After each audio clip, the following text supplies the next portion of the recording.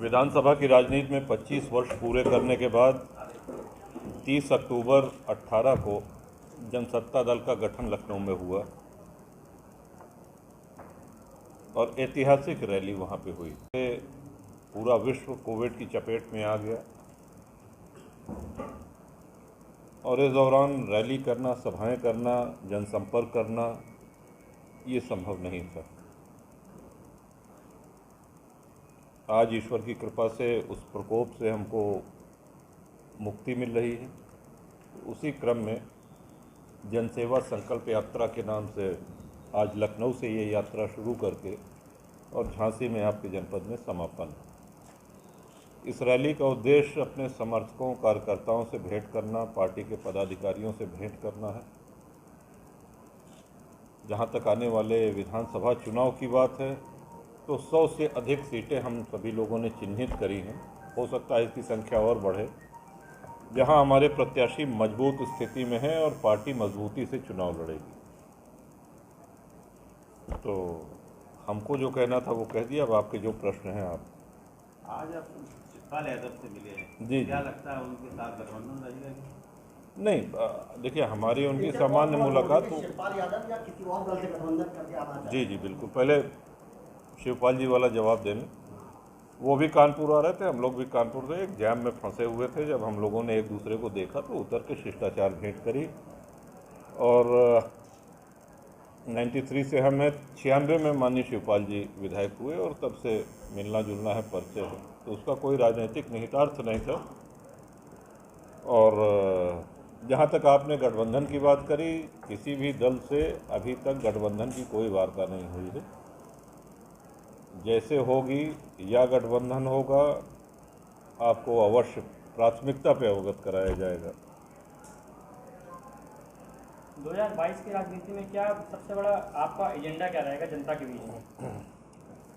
2022 का जो विधानसभा चुनाव, देखिए उत्तर प्रदेश भारत का हृदय है और बहुत ही महत्वपूर्ण चुनाव होने वाले हैं उत्तर प्रदेश में।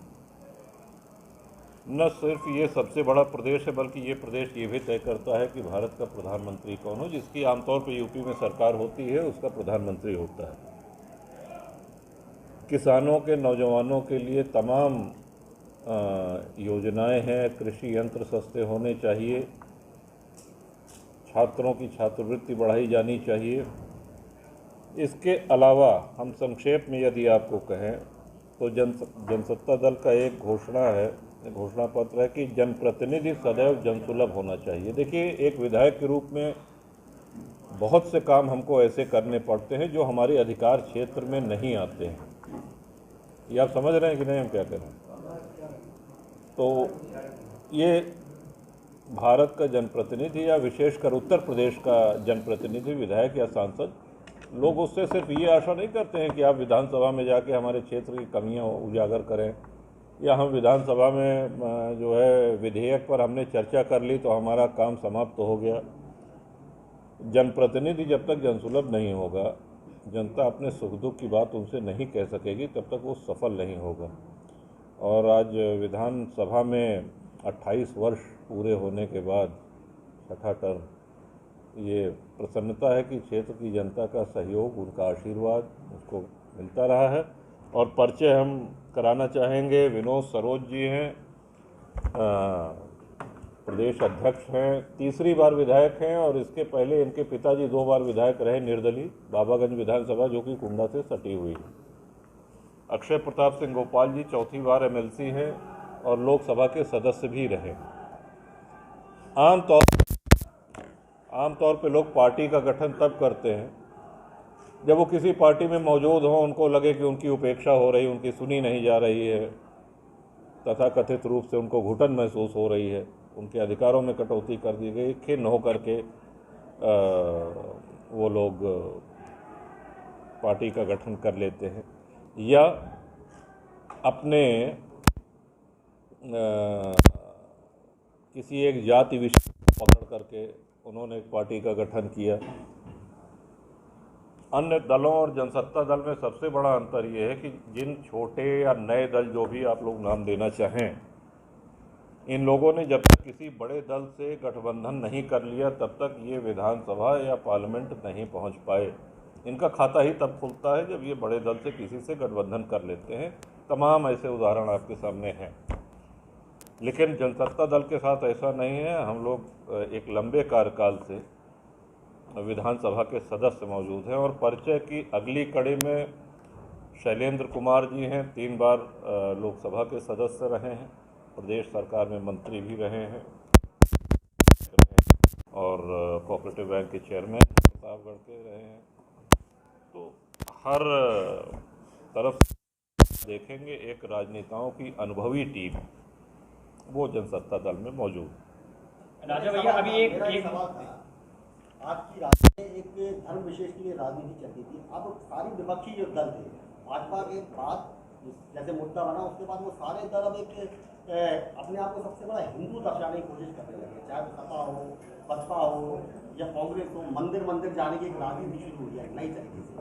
क्या लगता है आपको अभी विधानसभा चुनाव में ये ट्रेंड क्या काम करेगा? देखिए, ये जो लोग कर रहे हैं उनसे आप पूछें तो वही इसका बेहतर जवाब दे सकते हैं, या तो उनके पार्टी के प्रवक्ता इस चीज़ का जवाब दे सकते हैं। मंदिर जाना, ईश्वर की आराधना करना, ये एक आस्था का प्रश्न है, निष्ठा का प्रश्न है, और जिसकी अपने इष्ट में, अपने आराध्य में निष्ठा होती है वो। अखिलेश यादव ने कहा कि मैं मुझसे बड़ा हिंदू नहीं है कोई, आज तक इसको डिफाइन तय नहीं करेंगे हिंदू कौन होगा। नहीं, ऐसी बात नहीं है। हमने आपसे कहा, आपने कहा कि लोग मंदिर जाना शुरू किए हैं और कुछ लोगों लिया, तो ठीक है, जाए, अच्छी बात है। एक सन्मार्ग की ओर कोई बढ़े, अच्छी बात है। राजा भैया अभी एक और कारण ये बताया जा रहा है कि नंद गोपाल नंदी ने प्रबुद्ध सम्मेलन करा जिसमें आपका नाम लिया था और आपके कौशाम्बी के जिला अध्यक्ष ने उनके पीआरओ को फोन करके बात भी करी है। क्या है पूरा मामला?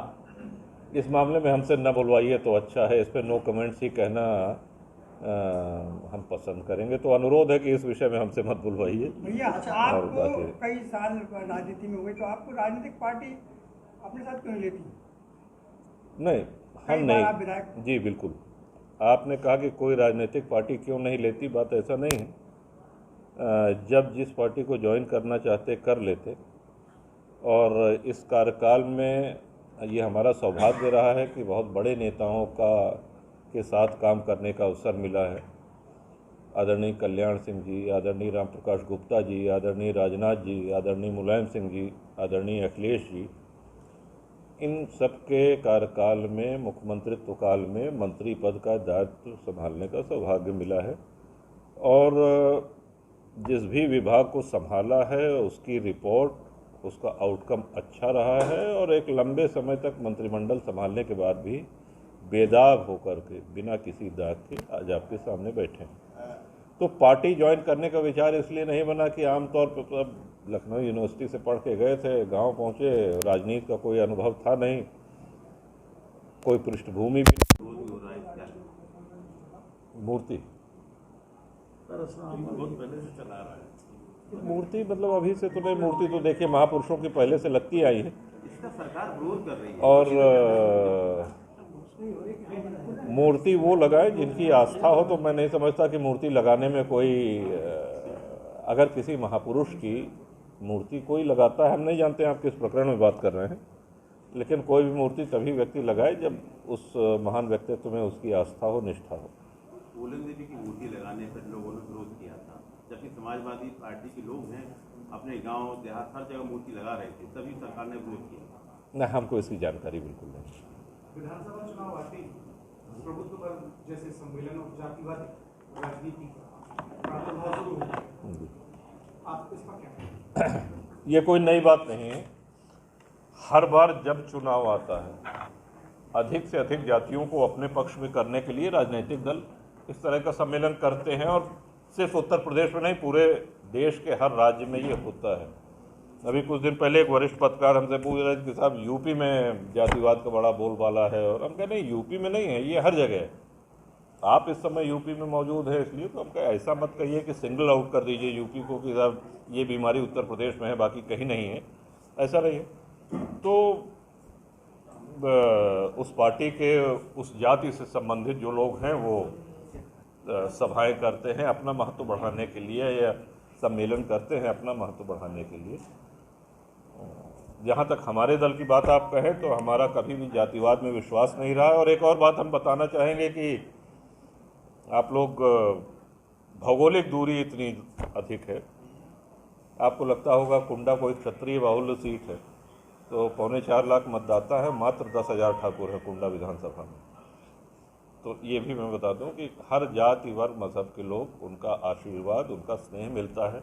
और 93 से आज तक जो भी लड़े हैं, ये रिकॉर्ड रहा है कि विपक्षी की जमानत जब्त हुई।